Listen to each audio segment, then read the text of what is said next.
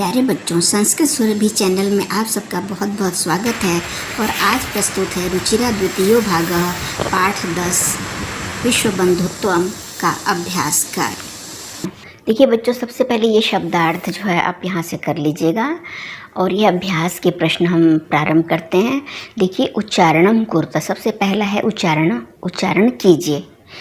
तो आप मेरे साथ ही उच्चारण कीजिए, आपका भी जो है आपकी भाषा जो है शुद्ध हो जाएगी।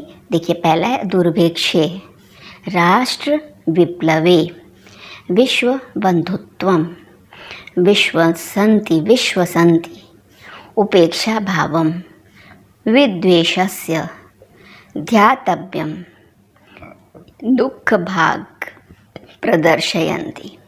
तो ये कठिन शब्द हैं आपकी पुस्तक से।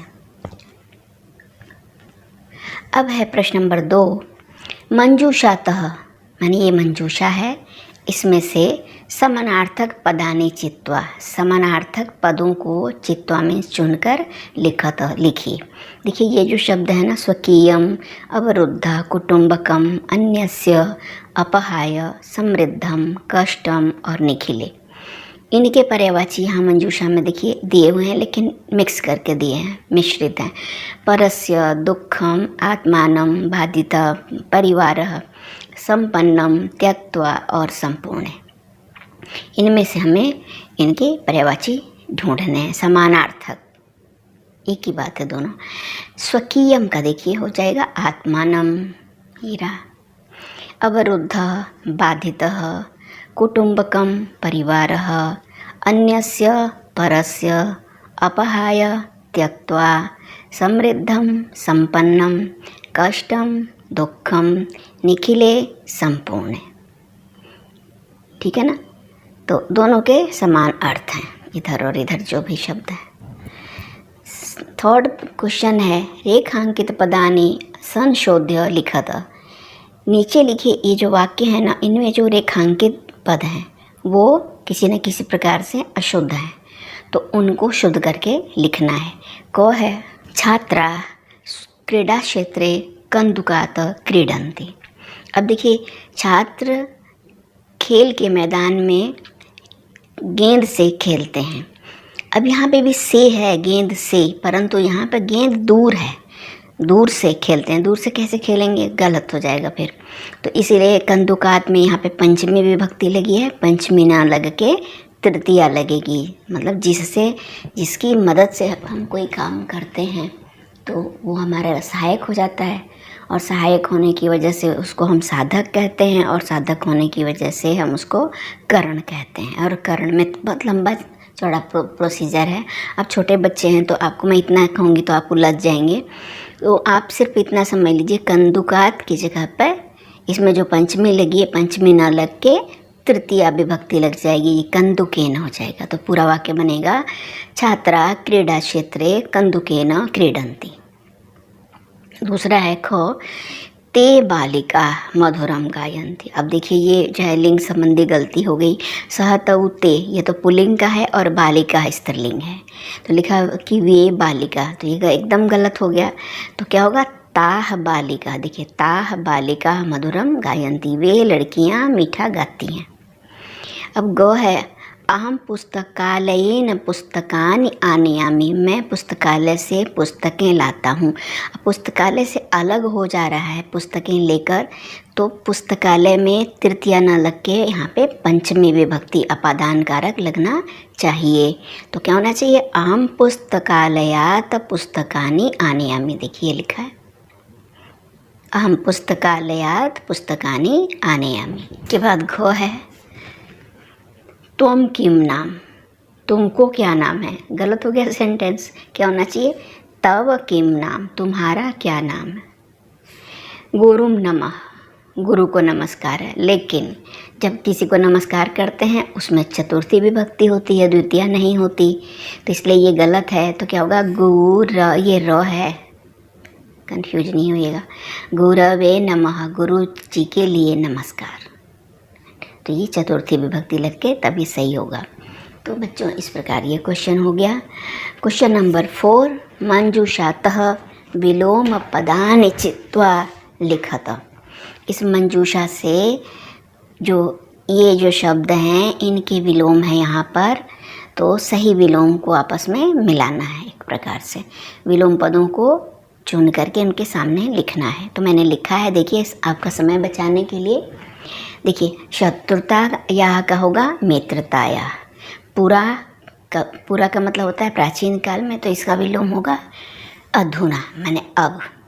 मानवा दानवा, उदार चरिता नाम लघु चेतसाम, अब श्लोक में पढ़े थे। सुखिनः दुखिनः, अपहाय माने छोड़कर, तो जो कठिन होता है उसको मैं बोल देती हूँ। अपहाय माने छोड़कर, और गृहीत्वा उसका विलोम होगा गृहीत्वा अर्थात लेकर। तो ये भी प्रश्न हो गया। क्वेश्चन नंबर 5, अधोलिखित पदानाम लिंगम विभक्तिम वचनम च लिखत। नीचे लिखे जो ये पद हैं इनके लिंग, विभक्ति और वचन बताना है हमें। तो देखिए बच्चों बताते हैं। बंधु शब्द जो है उसमें है पुल्लिंग, प्रथमा और एक वचन। देशान पुल्लिंगम, द्वितीया बहुवचनम। घृणाया स्त्रीलिंगम, पंचमी और षष्ठी दोनों विभक्तियां हैं, एक वचनम। दोनों में से कोई भी लिख दोगे तो सही हो जाएगा। कुटुंबकम नपुंसक लिंगम, प्रथमा और द्वितीय विभक्ति और एक वचनम। रक्षायाम स्त्रीलिंगम, सप्तमी और एक वचन। ज्ञान विज्ञानयो नपुंसक लिंगम, षष्ठी और सप्तमी दोनों के द्विवचन में होता है, यह रहा द्विवचन। नपुंसक लिंग, षष्ठी और सप्तमी दोनों विभक्तियाँ और द्विवचन, ठीक है ना। अब कहोगे दो विभक्तियाँ क्यों हैं? जब क्योंकि दोनों में जब एक जैसा रूप होता है तो हम कह सकते हैं कि इसमें दोनों में से कोई भी विभक्ति मान्य होगी, ठीक है। अब है प्रश्न नंबर 6, लिखा है कोष्ठकेषु दत्तेषु। ये जो कोष्ठक में शब्द दिए गए हैं, है ना, उनमें समुचितान विभक्तिम योजयित्वा रिक्त स्थानानि पूर्यत। उसमें समुचित माने उपयुक्त विभक्ति को योजयित्वा जोड़ करके खाली जगहों को इनको भरिए। तो कहीं ना कहीं जो नियम होते हैं वो मैं साथ साथ बताती रहूँगी। देखिए क है विद्यालयम उभयतः वृक्षाः सन्ति, है ना। देखिए ये उदाहरण है एक प्रकार से। देखिए ब्रैकेट में विद्यालय है, अब तो कहना चाहते हैं कि विद्यालय के उभयता माने दोनों ओर, वृक्षाः सन्ति वृक्ष हैं। तो विद्यालय ये उपपद विभक्ति है ना। उभयता शब्द जब लग गया है तो उभयता का अर्थ होता है दोनों ओर। जब भी उभय किसी वाक्य में जब उभयता शब्द का प्रयोग होता है तो जिसके दोनों ओर कहना है उसमें षष्ठी नहीं लगेगी। हम ये नहीं कहेंगे कि विद्यालयस्य उभयता, ये स्पेशल नियम है एक तरह से, है ना। आप ऐसे समझिए बच्चों। तो हम यहाँ पर जब उभयता किसी के भी दोनों ओर कहना हो तो हम कहेंगे विद्यालयम उभयता वृक्षाः सन्ति, विद्यालय के दोनों ओर वृक्ष हैं। इसी तरह कृष्ण शब्द है यहाँ ब्रैकेट में, यहाँ पे लिखा है उभयतः गोपिका, उभयतः गोपालिका और ब्रैकेट में है कृष्ण शब्द। तो हम क्या कहेंगे? कृष्णम उभयतः गोपालिका। खो है ग्रामम परितः गोचारण भूमि, गांव के परितः का अर्थ है चारों ओर गायों को चराने की भूमि है। अब ब्रैकेट में देखें यहाँ ग्राम शब्द था तो ग्राम में अब परितः शब्द भी जब आ जाएगा तो जिसके चारों ओर, परितः का अर्थ है चारों ओर, जिसके चारों ओर कोई चीज़ होगी, है ना, कोई वस्तु होगी, कोई स्थान होगा, तो उस स्थान में, जैसे यहाँ पे गांव के चारों ओर है तो गांव में जो है द्वितीय विभक्ति लगेगी। ग्रामस्य परितः नहीं कहेंगे, ग्रामम परितः कहेंगे, ठीक है। इसी प्रकार से अब देखिए मंदिर है यहाँ ब्रैकेट में डैश परितः भक्ता, है ना, तो ब्रैकेट में मंदिर है तो हम यहाँ क्या कहेंगे? मंदिरम परितः भक्ता, मंदिर के चारों ओर भक्त हैं, मंदिरस्य नहीं कहेंगे। गो है सूर्याय नमः, सूर्य के लिए नमस्कार। अब जिसको नमस्कार करते हैं उसमें चतुर्थी विभक्ति लगती है ना। तो देखिए डैश नमः ब्रैकेट में गुरु, तो इसलिए यहाँ पे हम क्या कहेंगे? गुरवे नमः, चतुर्थी विभक्ति लगाएंगे, गुरवे नमः। घ जो है वृक्षस्य उपरि खगाः, अब जिसके ऊपर पक्षी हैं, है ना, तो वहाँ पे वृक्षस्य, वहाँ पे षष्ठी लगेगी, वृक्ष शब्द है, वृक्षस्य उपरि खगाः। तो यहाँ पे डैश ऊपरी सैनिक अश्व माने घोड़ा, घोड़ा लिखा हुआ था, अश्व लिखा हुआ था, तो हम जैसे वृक्षस्य उसी तरह से हम अश्व से बनाएंगे। अश्वस्य ऊपरी सैनिक, घोड़े के ऊपर सैनिक है। देखिए बच्चों, मेरे ख्याल से आखिरी प्रश्न है, कोष्ठकात् समुचितम पदम चित्वा रिक्त स्थानानि पूरयत। ये डैश दिया पहले, नमः हरिम या हरे, जिसको नमस्कार करते हैं उसमें चतुर्थी विभक्ति होती है, तो डैश नमः हरिम हरे, तो हरे होगा यहाँ पे क्योंकि हरि में ही चतुर्थी, हरे नमः। इसी तरह डैश परितः कृषि क्षेत्राणि सन्ति, ग्रामस्य या ग्रामम, अब परितः शब्द का प्रयोग है तो क्या होगा, ग्रामम, जिसमें द्वितीय लगी है, ग्रामम परितः कृषि क्षेत्राणि सन्ति। फिर देखिए यहाँ पे डैश नमः ऐसा लिखा था, ब्रैकेट में अम्बाया माने अम्बा का और अम्बायई अम्बा के लिए, तो किसको हम लें यहाँ पे, अम्बा के लिए, चतुर्थी वैसे भी जिसको नमस्कार करते हैं उसमें चतुर्थी ही लगती है, तो अम्बायई नमः, ये सही हो गया।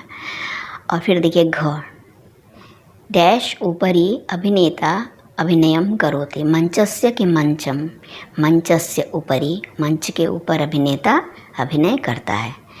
अब देखिए लास्ट है डैश उभयतः पुत्र उस्तः, उसके दोनों ओर दो पुत्र हैं, कौन, इसके दोनों ओर, पिता का या पिता को। अब देखिए क्योंकि उभयतः शब्द का प्रयोग है तो इसलिए पितरम ही होगा, द्वितीय जिसमें लगी है ना, अभी ऊपर समझाया था। तो पितरम उभयतः पुत्रौ स्तः, पिता के दोनों ओर दो पुत्र हैं।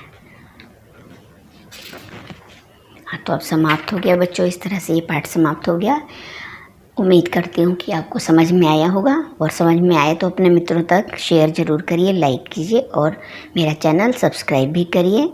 आपका बहुत बहुत आभार, और ऐसे ही मैं आपको बड़े प्रेम से मन से पढ़ाती रहूँगी आगे, पर आप मेरे चैनल को सब्सक्राइब कीजिए जिससे कि आपको मेरे वीडियोज़ आसानी से मिल सकें, है ना। Thank you so much.